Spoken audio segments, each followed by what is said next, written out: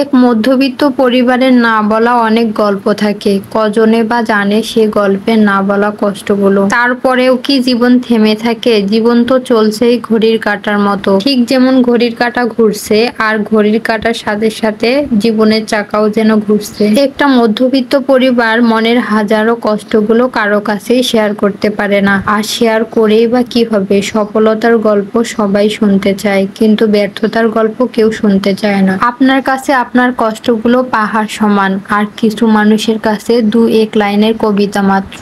আপনারা হয়তো ভাবছেন আপুর আজ কি হলো, ভিডিওর শুরুতে এসব কি বলছে? ওই তো প্রথমেই তো বললাম, সফলতার গল্প সবাই শোনে, কিন্তু ব্যর্থতার গল্প কেউ শোনে না। আর এই কারণেই আমার গল্প আপনারা শুনবেন না জানি, তবে যেদিন শুনতে চাইবেন সেদিন ঠিকই শোনাবো। তো যাই হোক, প্রতিদিন সকালবেলা নাস্তাটা আমাদের তেমন করা হয় না।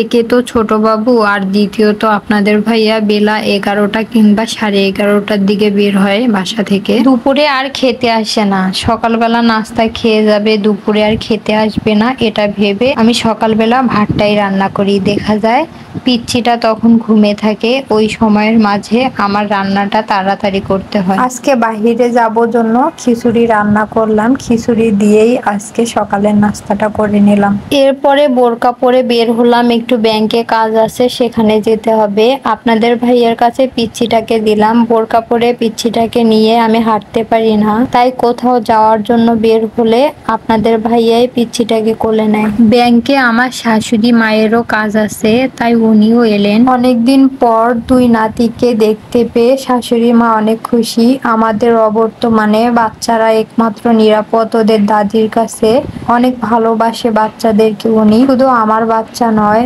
আমার দেবরের মেয়ে এবং ননদের ছেলে মেয়েদেরকেও উনি অনেক ভালোবাসে। এদিকে ব্যাংকের কাজ শেষ করে সাপনের চুলটাও কেটে নিলাম। এরপর শাশুড়ি মা আমাদেরকে গাড়িতে উঠিয়ে দিয়ে উনি চলে গেলেন। আসার সময় একটা মোগলাই পরোটা এবং সামোসা নিয়ে এসেছিলাম, সেটা সবাই মিলে খাচ্ছি। তো আজকের ভিডিওটা এই পর্যন্ত।